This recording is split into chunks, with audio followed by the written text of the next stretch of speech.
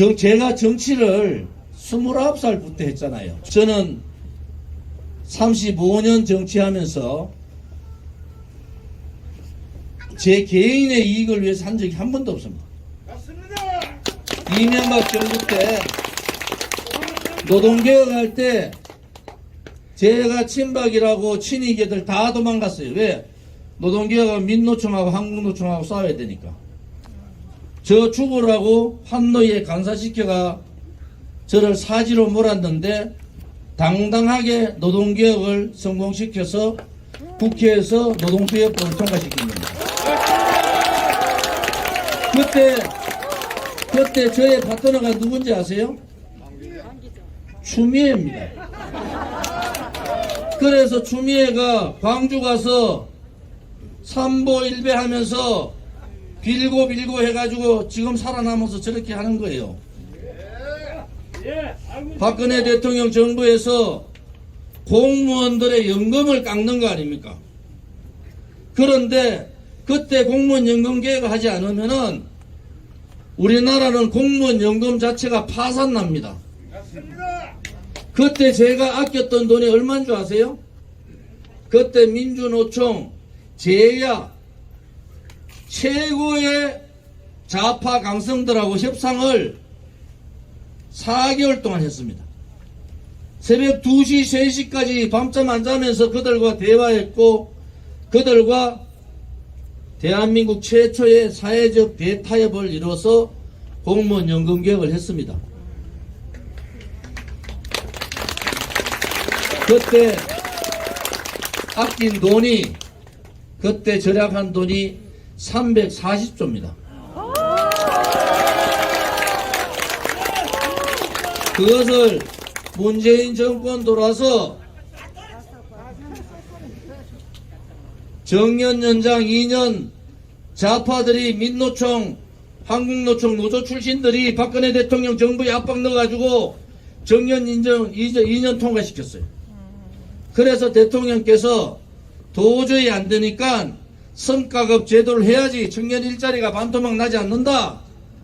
이래서 성과급 제도를 도입시켰어요. 그래서 95%의 공기업 공공기관 다 도입했습니다.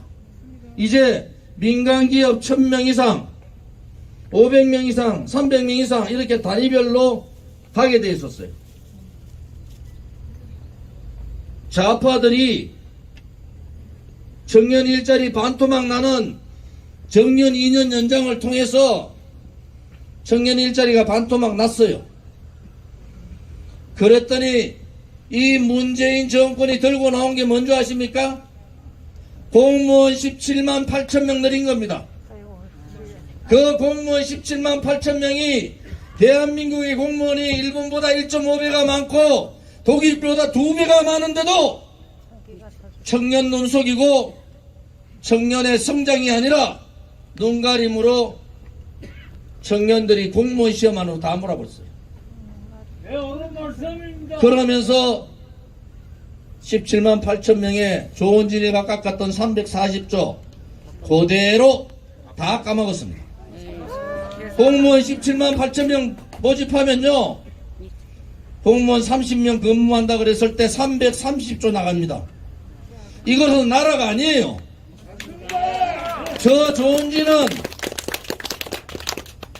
민주노총, 한국노총과 싸우더라도 미래를 위해서 해야 될 일은 해야 되지 않습니까? 여야 정치를 떠나서 노동개혁하고 민주노총, 한국노총하고 싸워야 되는 노동개혁, 공무원들한테 정말 죄송한 고개를 숙여야 되는 공무원 연금개혁, 저는 당당하게 했습니다. MB 정부의 가장 잘된 개혁이 노동개혁이고 박근혜 정부의 가장 잘된 개혁이 공무원 연금개혁 아닙니까? 두 개 정부의 양대 정부의 양대 개혁을 저 조은진이가 한 거 아닙니까?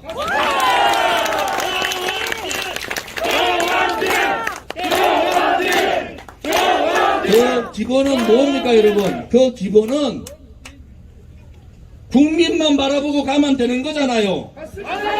국회의원 제가 3선 했는데 국회의원 한 번 더 하면 무슨 의미가 있습니까? 맞습니다. 국민들한테 다 손가락질 받고 부패 부의자들, 부정주 부의자 주의자들 이런 식으로 손가락 받으면은 국회의원에서 묘석에다가 국회의원 누구누구라고 적는 것이 아니라 부패 부정부패주의자 그렇게 적어야 될 상황 같으면은 본인한테도 도움되지 않고 가족들한테도 도움되지 않고 국민들한테도 도움되지 않지 않습니까?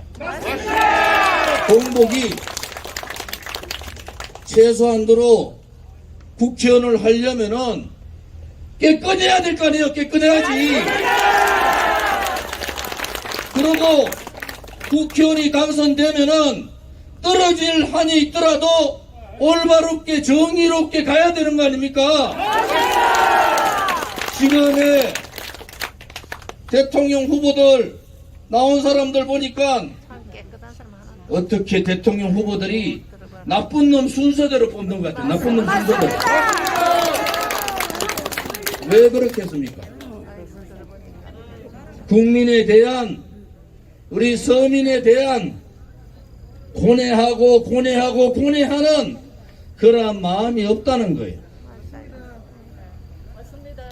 우리 공화당이 이렇게 5년간 투쟁을 하면서 5분이 돌아가셨어요. 그것도 2017년 3월 10일 날 현장에서 5분이 돌아가셨는데 언론 방송에 한 줄도 안 나왔습니다.